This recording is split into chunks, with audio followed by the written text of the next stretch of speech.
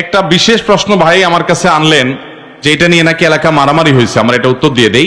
ওয়াকফ ব্যতীত মসজিদে নামাজ আদায় করা কতটুকু জায়েজ, এভাবে জামাতের সহিত নামাজ আদায় করা ঠিক হবে কিনা? কোন মসজিদ যদি ওয়াকফ করা না হয়, একজন মানুষ বলল যে আমার এই জায়গায় আপনারা মসজিদ করে নামাজ পড়েন, এমনি বললো, কিন্তু মসজিদটা সে ওয়াকফ করে দেয় নাই, মানে দান করে দেয় নাই, বলছে সবাই নামাজ পড়েন, তাহলে সেখানে নামাজ পড়লে নামাজ হবে, জামাতে নামাজ পড়লে জামাত হবে, নামাজ হবে না এমন কোনো কথা নাই। ওয়াকফ না করলে নামাজ হবে না, এটা কিন্তু সঠিক কথা না। ওয়াকফ না করলেও নামাজ হয়ে যাবে। তবে ওয়াকফ মসজিদের জন্য, ওয়াকফ মানে দান, যেটা আমি দিয়ে দিলাম একসাথে, কোনো দাবি নাই, আল্লাহর খুশি করার জন্য আমি এটা দান করে দিলাম, এরকম দাবি মুক্ত করে আল্লাহকে খুশি করার জন্য মসজিদের জন্য দান না করলে, ওয়াকফ না করলে সেটা মসজিদের মর্যাদা পাবে না।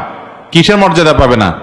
ওইটাকে মসজিদ বলা যাবে, কিন্তু উনি নামাজের অনুমতি